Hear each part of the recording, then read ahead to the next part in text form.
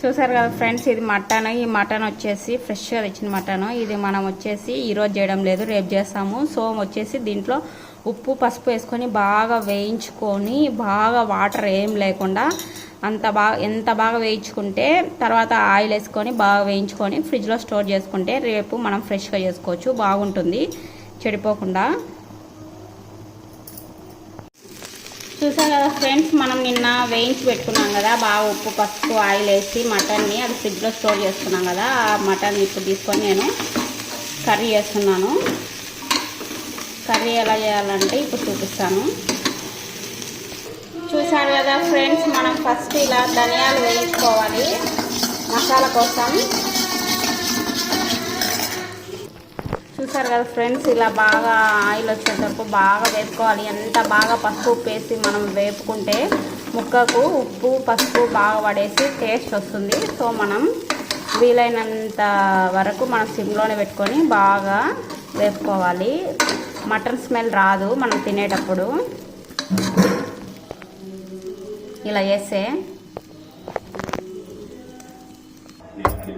చూసారు కదా ఫ్రెండ్స్, ఇలా మనం ధనియాలు, తెల్లగడ్డ, కొత్తిమీర, కొబ్బరి అన్నీ వేసి దంచుకోవాలి. మెత్తగా బాగా దంచుకోవాలి.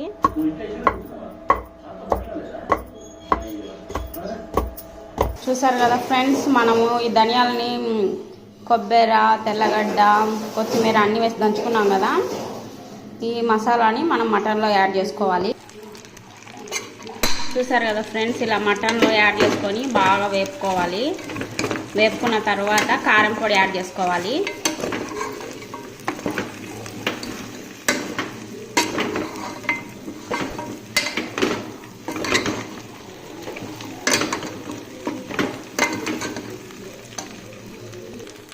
చూసారు కదా ఫ్రెండ్స్, సరిపడినంత కారం యాడ్ చేసుకొని బాగా కలుపుకోవాలి. ఒకవేళ ఉప్పు మనం ముందుగానే యాడ్ చేసుకున్నాం, ఉప్పు కొంచెం తక్కువ అయితే కనుక మళ్ళీ యాడ్ చేసేసుకొని ఇంకా వాటర్ పోసుకొని కుక్కర్లో 10 విజిల్స్ కానీ 7 విజిల్స్ కానీ, బాగా మంచి కుక్కర్ విజిల్ బాగా వచ్చేది, బాగా ఉడికేది అయితే 7 విజిల్స్ రానిచ్చి ఆఫ్ చేసుకోవాలి.